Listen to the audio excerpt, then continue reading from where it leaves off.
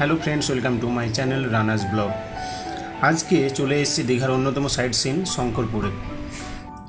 দীঘার প্রত্যেকটি সাইট সিনে কিন্তু বেশ সুন্দর, সমুদ্রকে কেন্দ্র করে মূলত সাইট সিনগুলো গড়ে উঠেছে। তার মধ্যে শঙ্করপুর কিন্তু সত্যি অন্যতম। একদিকে যেমন ঝাউয়ের বিস্তীর্ণ বন, অন্যদিকে সমুদ্র বঙ্গোপসাগর। স্নানের কোনো ব্যবস্থা নেই, দেখাই যাচ্ছে যে অনেকটা ঢালু এবং এগুলো কংক্রিট দিয়ে বাঁধানো রয়েছে পাড়টা। বেশ সুন্দর প্রাকৃতিক মনোরম দৃশ্য। অনেকক্ষণ ছিলাম আমরা ঘুরতে ঘুরতে। আর ওইখানে একজন জেলে বেশ কয়েকটা সামুদ্রিক মাছ ধরেছে। মাছগুলো সত্যি মানে নতুন ধরনের মাছ, শুনলাম যে শঙ্কর মাছ এগুলোর নাম। আমার ফ্যামিলির সকলেই রয়েছে এখানে, তারা ওই মাছটাকে দেখতে ব্যস্ত। দেখুন একেবারে জ্যান্ত, ছটপট করছে।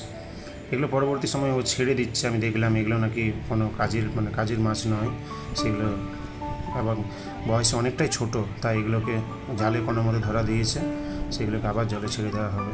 আমরা বেশ খানিক্ষণ ছিলাম, একটু ছুলাম মাছগুলোকে। কালা বলা যায় না, থাকতে পারে।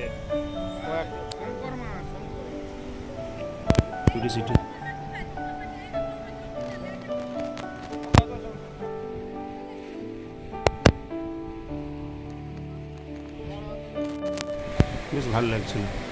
দীঘা এলে প্রায় সকলেই আছে শঙ্করপুরে।